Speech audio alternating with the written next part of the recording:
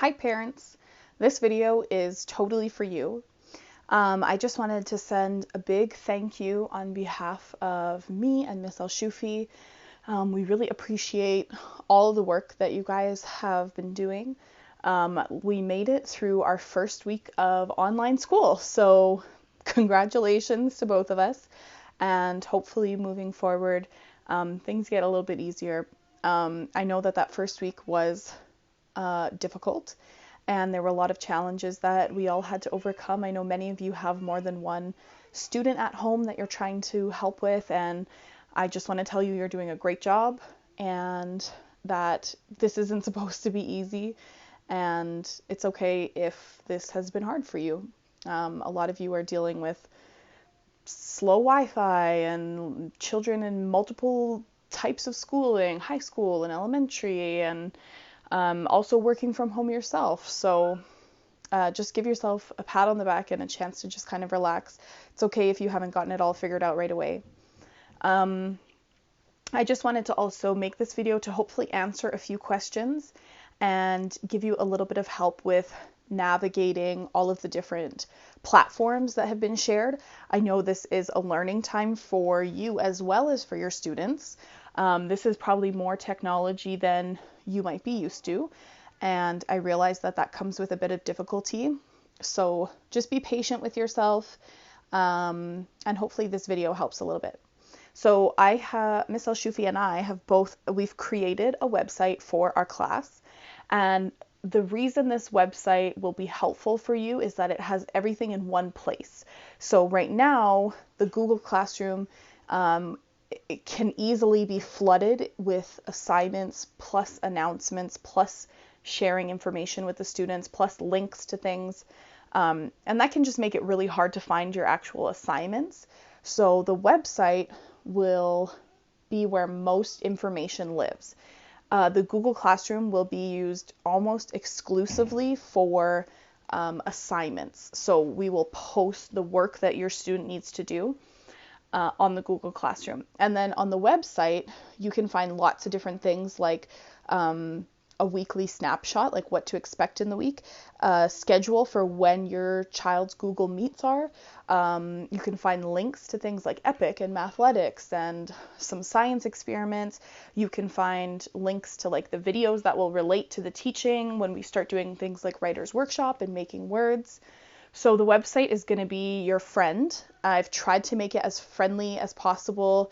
Most things are linked pretty easily, if not embedded into the web page. So sorry if that sounded like a foreign language to you. The website should be very user-friendly, and it should answer most of your questions if you just take time to kind of look around. So I really hope that you guys will use the website. The reason that I create these videos and the other ones that I've shared with you is to prevent me from answering the same question 52 times. So hopefully you guys can use the website to find the things that you're looking for. I will continue to make videos as I see them being helpful. And if you guys could just really take the time to watch those, that would help me out a lot. I don't make them for me, so it gets to be really overwhelming when I have the same question asked so many times that I've already answered in a video. So I know this is a learning process for you guys as well, but I think the videos are much easier to just watch and see the explanation of how to get things done than to send me a question and wait for me to answer it. So yeah, if you need me to send you any videos, if you're not sure what I'm talking about, then send me a message and I will try to connect you with those. The next thing I wanted to talk about was your role as the parent/teacher. So I realize this is a very strange position where you are going to be providing a lot more help to your student than you normally would be. You're not just there for their homework, you're there for their classwork. So that is a new role for all of us. And one thing that Mr. Horton said to us that really summed it up perfectly is that parents want their child to do the best, and teachers want their students to do their best. So I know as a mom, I want my daughter's work to be the absolute best it can be. If I'm sitting there with her, I can point out every single spelling error or error in thinking or not understanding the question properly. And I can do that with every single piece of work that she's turning in. But as a teacher, that's actually not helpful, because students need to make those kind of mistakes to learn. So this is going to be a new challenge for us to navigate together. I can tell very clearly when a student has gotten 100% support on an assignment. So when I give, let's say, like the book summary, for example, I'm not marking for spelling at that time.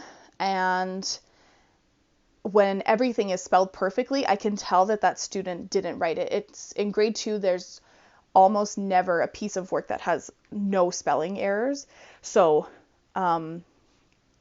let me explain to you maybe some ways that might be helpful. So what we encourage students to do is, if they need help spelling a word, we don't just spell it for them, because then that doesn't encourage any sort of thinking. There are some words, like those sight words that I've shared, that should be memorized. And those words, it should be expected that they just know how to spell them. But other uncommon words, we could encourage them by saying like, well, what sounds do you hear? Or do you know any words that fit inside of that? Like, what about the word caterpillar? Do you kind of hear cat? Yeah, I kind of hear cat. And let's see if we can figure out the rest together. Or referencing them to blends, like, oh, you know what? Thing. I can hear that's a tricky one. That one's, I think TH says right? Ing. How do we say ing? So while we're helping them with their work, we're not giving them the answers. We're just pushing their thinking along. The marks that are being given right now are not the same as they were in class. So it's not a matter of like getting 60% out of 100. The marks we're giving right now is either pass or fail. So that means that elevating your students' work is not actually helping their grade. If they hand it in, they get 100%. So our goal is to encourage their learning and not just to turn in a perfect product. And I don't say that out of any place of judgment. I have a student in grade 2, my daughter, and I know exactly what it's like to be the parent and to know how much they're capable of and to want to push them to that ability and hand in the best work they can. But I want to give you permission and myself permission to lower those expectations and remember that this is not regular online schooling. This is a crisis that we're living through. Our students are stressed. This is a big change for them. And kind of like taking this time to like hammer those skills into them is not going to be helpful. So while I'm very excited that you're going to be there to support them and encourage them, I just want to give you permission to please do not make their work perfect. Do not make their work your work. I can hear a lot of parent voices coming through in the things I've been handed in. I can see with some of the projects that's way beyond the skill level of the students that I know. So I just want to give you permission to just let them have their own experience with it, and of course be there to support them, but also push them to just try to figure it out on their own. Let me know how you guys are feeling about that. I hope that didn't come across as like judgmental or rude. I know as parents, we're all just trying our best. I'm just hoping that can kind of be helpful in how you help your students through this timing. Let me know if you need clarification about any of that, if some of that didn't make sense or it sounded inappropriate. Just please reach out to me and I'll try to clear up any misunderstandings there. Otherwise, I hope that's really helpful. I really appreciate all the work that you guys are doing. There's no way we could do this without you. I know navigating this technology has been difficult and we're going to get through this together. So Sorry about the long video, and of course you can always reach out to me on Remind. You can email me, or you can reach me through the Google Classroom, and I look forward to hearing from you guys. Thank you so much for all your support during all of this, and I'll see you online. Bye!